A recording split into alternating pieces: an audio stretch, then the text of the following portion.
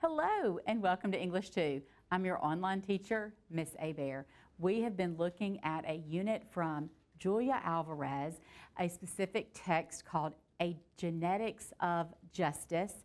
Today we are looking at a lesson called Recreating the Vision of Trauma and Freedom.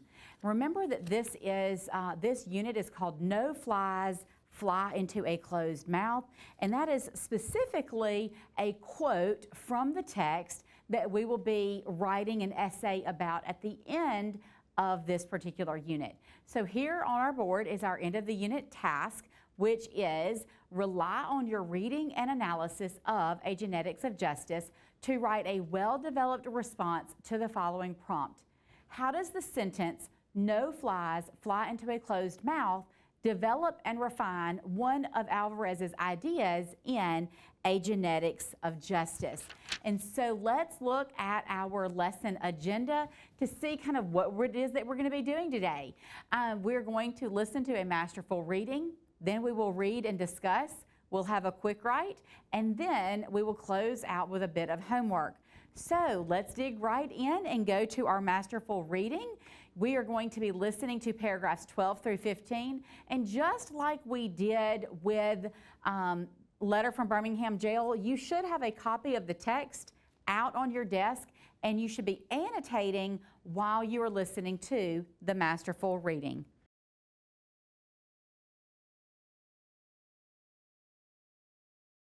Great job. Now I need you to form some small groups or maybe a partner, depends on the teacher in the classroom, and I want you to answer the questions that are on your board.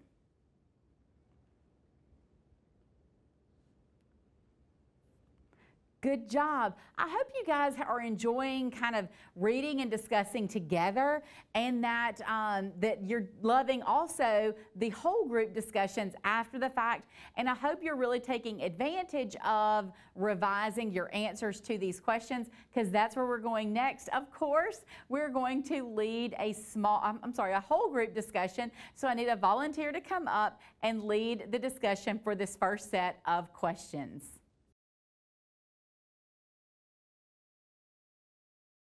Great job. Now I've got another set of questions for the next person or the next volunteer to come up and lead.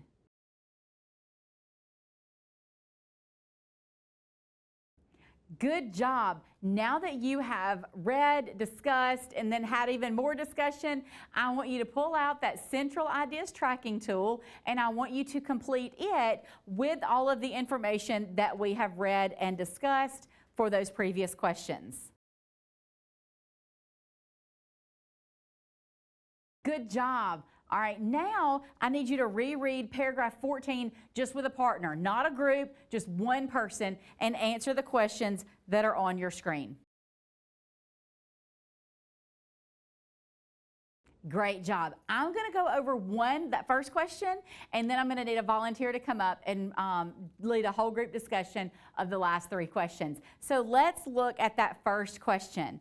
In the imagined scene, explain how what Alvarez's mother sees makes it all worthwhile. Some of the responses that I heard as I was kind of going around the room, you can see on the board in front of you. Alvarez's description of Trujillo serves to reduce him from El Jefe to an ordinary, even ridiculous man. It humanizes him.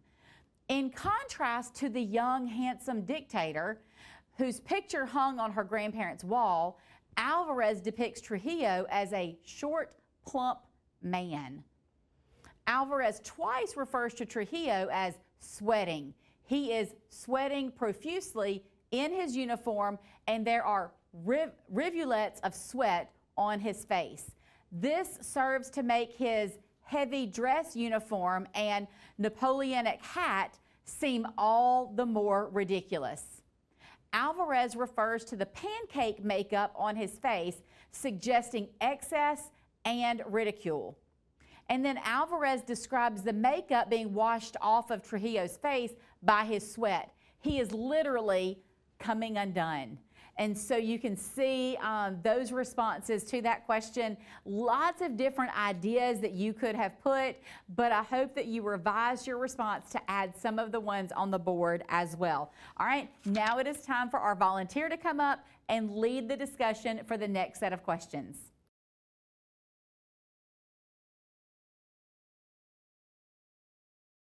Good job. All right, now that you have read and reviewed and discussed, I need you to update that Central Ideas tracking tool with your partner.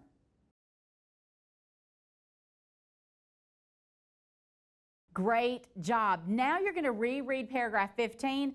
You know what? I almost want you to do this by yourself and answer these questions, and then let's do a different discussion. Let's let you guys discuss that as a whole class. So I think I want you just to answer these questions on your own. I just want to see how you do.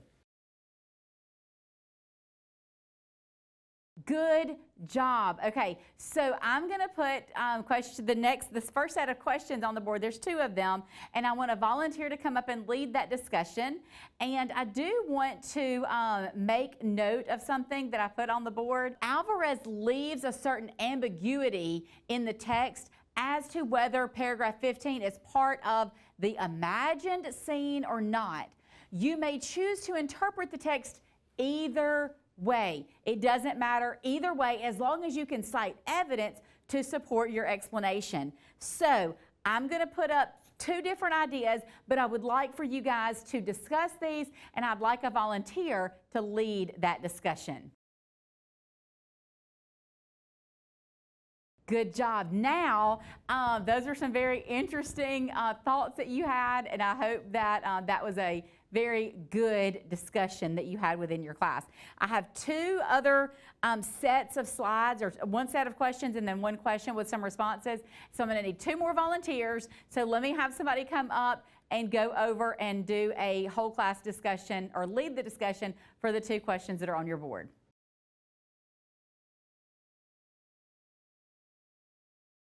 Good job. All right, now the last question in this set has a couple of different model answers. So let me hear what you guys have to say with somebody else leading that discussion.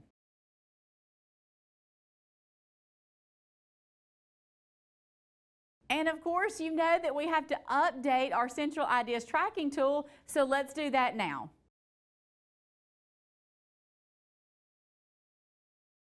Great job. Today, you guys have done so well. I'm very proud of you. I'm very proud of the work that you've put in. Now you're going to use that Central Ideas tracking tool along with all of the notes that you've been taking, and take out a new clean sheet of paper, and let's do our quick write for the day. How do paragraphs 12 through 15 develop and refine a central idea introduced earlier in the text? Great job. Now, I didn't tell you this was coming, and that's okay. I'm not going to tell you what it is exactly, but you should be prepared. Tonight for homework, I want you to reread paragraphs 1 through 11, and I want you to annotate for central idea of freedom using the Central Ideas tracking tool. Review, organize, and expand your notes and annotations in preparation for the mid-unit assessment. Now you can see on your screen that you are looking to annotate for the central idea of freedom, so that should give you a hint as to what your mid-unit assessment is. I'm not going to tell you the prompt because I need for this to be a cold prompt, so for you to be able to write without having that prompt ahead of time. So have all of your notes ready and be ready for this mid-unit assessment when we come back together next time. Until then, happy learning.